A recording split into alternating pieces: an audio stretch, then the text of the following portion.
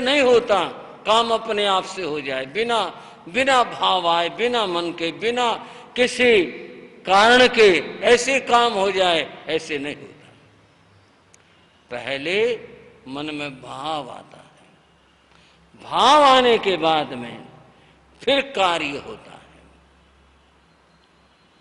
मैं आपके सामने हूं, आप मेरे सामने हो, मैंने अपना हाथ यहां पर रखा हुआ है, मेरे मन में पहले भाव आएगा, मैं अपने हाथ को ऊपर ले जाऊं और फिर मैं ऐसे से करूं। पहले मेरे मन में भाव आएगा, उसके बाद फिर ये काम होगा।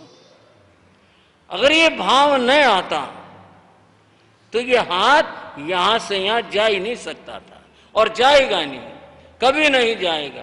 पहले भाव आएगा, उसके बाद में फिर कार्य हुआ करता है। इसको दर्शन शास्त्र में बंधुओं कार्य कारण भाव कहते हैं।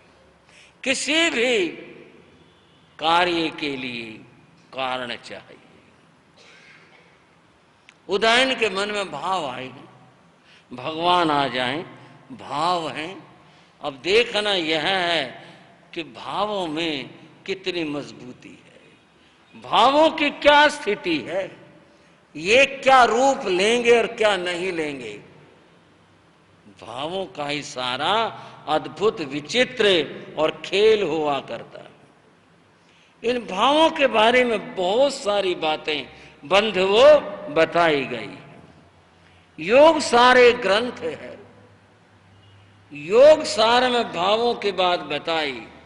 यह सप्तमे क्षणार्ध ही नहीं, नएदवा मोक्ष में वा। बंधुओं कहा योग सार में भावों से यह जीव क्षण भर में नरक के कर्म एकत्र कर लेता है और क्षण भर में कर्मों के निर्जरा करके हल्का हो करके यह देवलोक और मुक्ति की बात करने लगता है।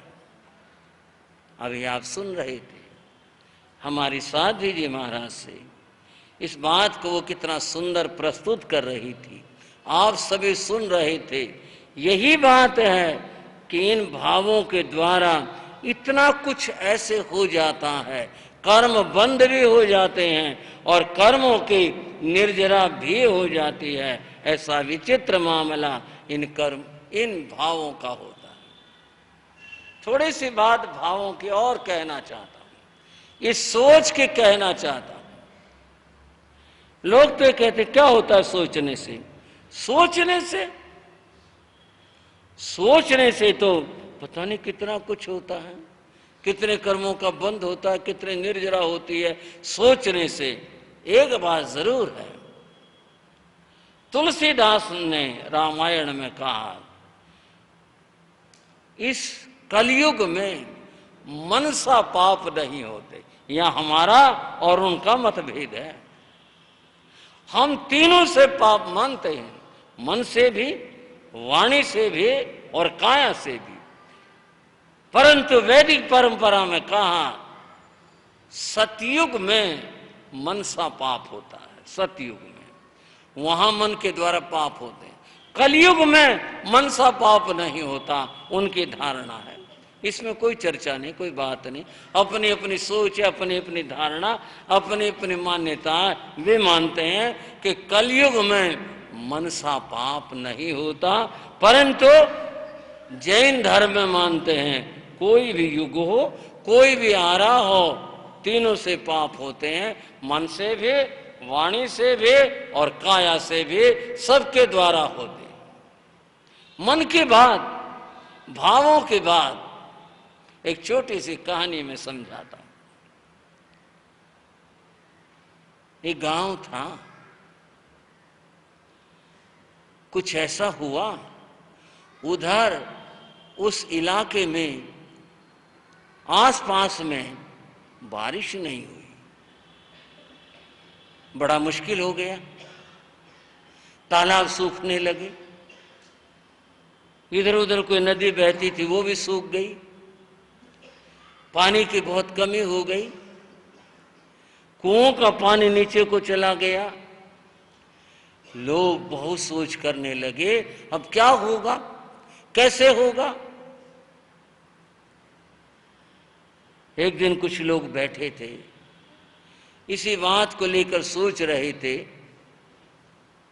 पानी बरसा नहीं, काम कैसे चलेगा।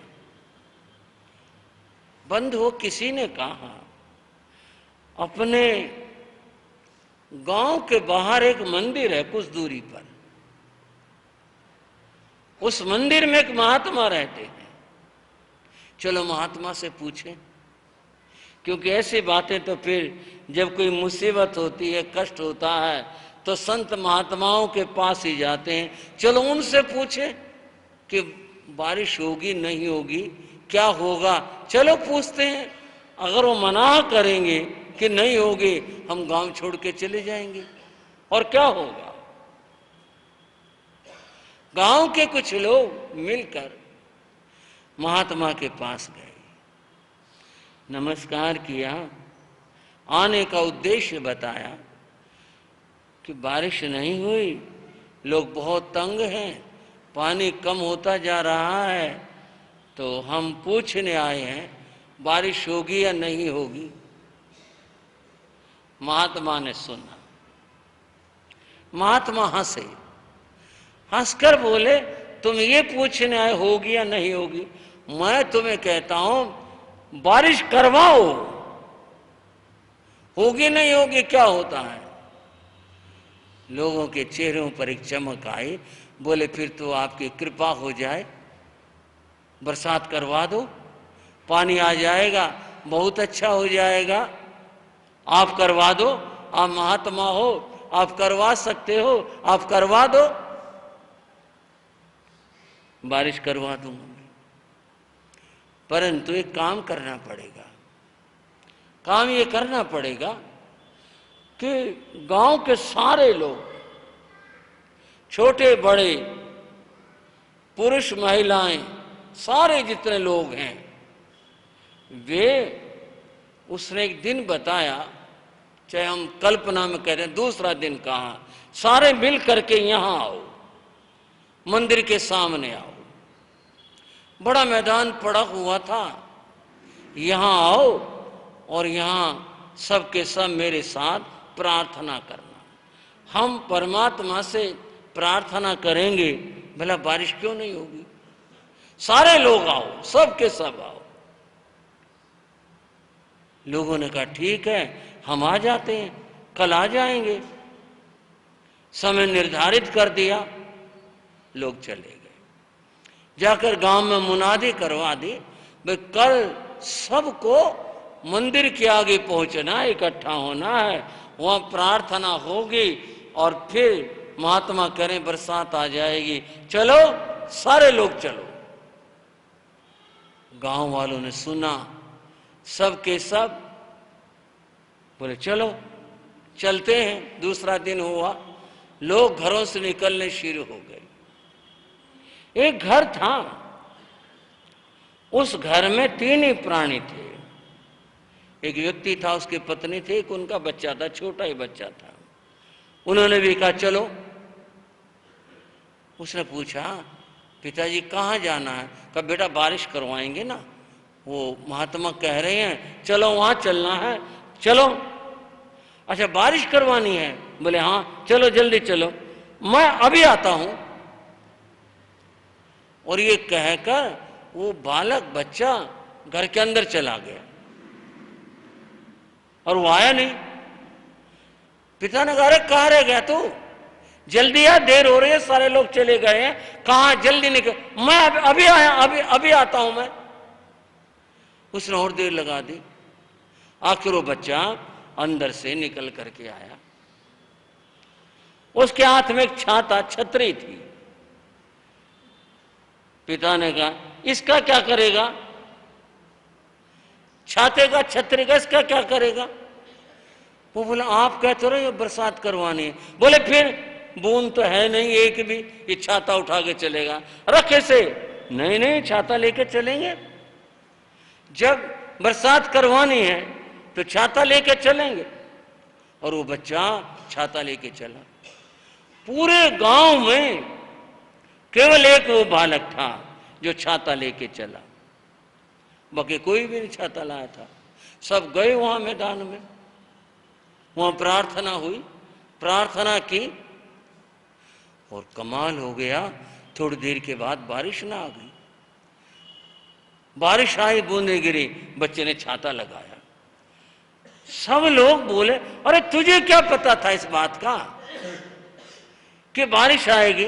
बोला कमाल है, जब हम परमात्मा से कहने आए हैं कि हमें बरसात दे दो, तो फिर बरसात क्यों नहीं आएगी? मैं तो अपना छाता साथ लेके आया। महात्मा ने भी देखा, बोले इसको विश्वास था, बाकी किसी को विश्वास नहीं था।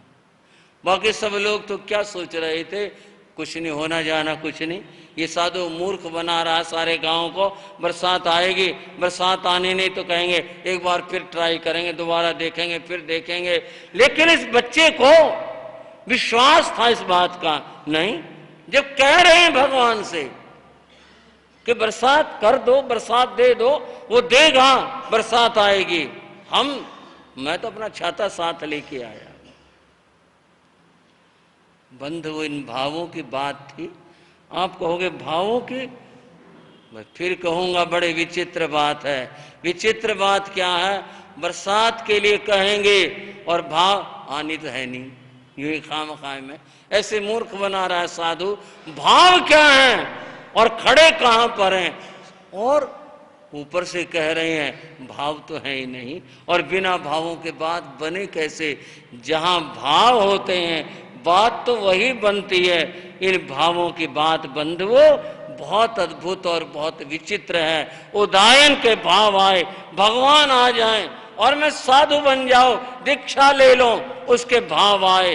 अब आप भी कह रहे होंगे, कोई बात आगे होगी, कोई लहर, अपने वो चला गया महलों का, अपने राज्य में लग गया, बात खत्म हुई। खत्म नहीं हुई, बीज बोया गया। भावों की बात यह है, बीज बोया गया और परिणाम क्या आया? तैणं समणे भगवान महावीर उदायन शरणो ऐ मेया रोंग अजथियं विजानिता। भगवान देख रहे थे, उदायन के भावों को देख रहे थे। उदायन ऐसे भावना कर रहा है, उदायन के ये भाव हैं, विजानिता ऐसा जान करके। कौन? प्रभु महावीर। ऐसा जान करके चंपाओ नगरी आओ, पुण्य भद्राओ चेयाओ। बंधुओ, पढ़ी निखमई पढ़ी निखमिता। उस समय भगवान चंपा नगरी में थे। कहा? चंपा नगरी में। बहुत दूर थी चंपा, वहां से जहां राजा उदायन का राज था, सिंधु सौवीर से बहुत दूर थी। बताना तो आगे था, यही बता रहा हूं। 700 कोस का जिक्र आता है, इतने दूर थे। 700 कोस के 1400 किलोमीटर होते हैं, इतने दूर थे भगवान। वहां से चंपा नगरी में विराजमान थे, पूर्ण भद्र उद्यान में विराजमान थे, भगवान वहां थे। बालक ने प्रार्थना की और ये कि हे परमात्मा बरसात दे, और बरसात आई। उदायन ने भावना की, सर्वज्ञ सर्वदर्शी वीतराग महाप्रभु चंपा में 1400 किलोमीटर दूर विराजमान, और क्या कृपा हुई, कितनी अद्भुत कृपा हुई। अपने भावों पर थोड़ा सोच कर देखो और विश्वास करो स्वयं पर। तुम्हारी प्रार्थना है कैसी, हमारी प्रार्थना है कैसी? हमारी प्रार्थना सच्ची है, हमारी प्रार्थना झूठी है, हमारी प्रार्थना कैसी है? स्वयं सोच कर देखो। महाप्रभु ने चंपा नगरी के पूर्ण भद्र उद्यान से विहार कर दिया, विहार कर दिया। कहां के लिए? सिंधु सौवीर के लिए। वहां के लिए प्रभु ने विहार कर दिया। और कोई थोड़ा सा विनोद की चुटकी भर बात ही है, बस चेले का मामला होना, साधुओं को कहीं बुला लो। अगर यूं हो कि वे वीरनगर में बैरागी हर चेला मिल रहा है और साधु कई सौ किलोमीटर होना, चलो वीरनगर चलेंगे, वहां की फर्श ना करेंगे। और फिर और तो कहीं कुछ नहीं, वे वीरनगर जाना है। मैं कुछ ऐसा लालच से नहीं कह रहा आपको, मैं तो बात समझाने लग रहा हूं। चेले का मामला हो, साधु चल देते हैं और हमें अशातना लगेगी इस बात की, हम भगवान के लिए सोचे, बीतरा के लिए। वह चेले का मामला था, भगवान ने विहार कर दिया। यूं नहीं, मामला चेले का नहीं, मामला किसी आत्मा के कल्याण का था। कल्याण के लिए प्रभु की कृपा सदैव बरसती है। भगवान ने चंपा से विहार कर दिया। अब थोड़ी सी बात इतिहास की करूंगा। भगवान का यह विहार सबसे लंबा विहार था। उनके चरित्र में जितने चतुर्मास उनके विहार हैं, जिसका हम अनुमान करते हैं, कोई इतना लंबा विहार नहीं है। भगवान ने चंपा से विहार किया, और विहार किया सिंधु सौवीर के लिए। उनका रास्ता इतिहासकारों के अनुसार, उस बात की मैं कोई साक्षी नहीं भर सकता, जैसा इतिहासकार लिखते हैं, भगवान का ये सबसे लंबा विहार था। और चंपा से भगवान विहार करते हुए वे जो पधारे थे, रोहित के नगर का नाम आया, रोहतक होते हुए नगर का नाम आया, मोका नगरी, मोगा जो आज वर्तमान का है, वहां से होते हुए और यूं हरियाणा की, पंजाब की स्पर्शना करते हुए, वर्तमान पाकिस्तान जो बना हुआ है इसकी स्पर्शना करते हुए, आज जहाँ सिंध प्रदेश है, भगवान उस सिंधु सौवीर के लिए पधारे थे। भगवान वहाँ जा रहे हैं। अब हमें इंतजार है प्रभु के कि वे वीति भय नगरी पधारेंगे, और फिर क्या होगा, यह राजा दीक्षा लेता है या नहीं लेता है, क्या घटा यहाँ, क्या बीता, चर्चा अगले समय के लिए रखते हैं।